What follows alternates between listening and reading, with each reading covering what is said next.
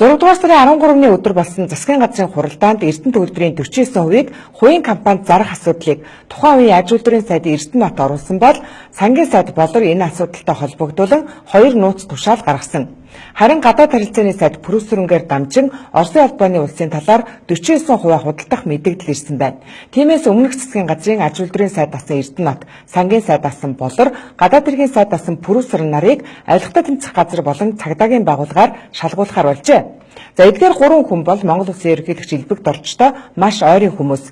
Сайхан бэлэг Элбэг Доржийн дэмжлэгтэйгээр ерөнхий сайдад ногоон гэрлээр томилогдож байсан төвхтэй. За мөн гадаад хэргийн сайд асан Прүсрэнч Элбэг Доржийн ерөнхийлөгчийн зөвлөхөөр ажиллаж байгаад дараа нь гадаад хэргийн сайдаар томилогдсон билээ. Эрдэнэтийг монголчуудаас авч худалдаа хөгжлийн банкны мэдээлэл авсан Эрдэнэ үлэг гэх хүн энэ л өөр болохыг ганцаараа хийх боломжгүй. Түүнд тусалдаг бүхэл бүтэн баг Монголын төрд байгаа гэх хардлага бий. Тэгвэл худалдаа хөгжлийн банкны төлөөлөл удирдах зөвлөлийн дарга Эрдэнэ үлгийн цаана Монгол Улсын ерөнхийлөгч Элбэг Дорж бий гэдэг асуудал энэ өдрүүдэд хөндөгцсөн. Өнгөрсөн 2016 оны 6 дугаар сарын 23-ны Ташкентт болсон 3 улсын ерөнхийлөгчийн уулзалтаар Эрдэнэт үйлдвэрийг бол 49%-ийг одоо худалдаа хөгжлийн банкнд шилжүүлэх асуудалд цэг тавихад бол Монгол Улсын ерөнхийлөгч Элбэг Дорж өөрийн биеэр бол оролцсон байдаг.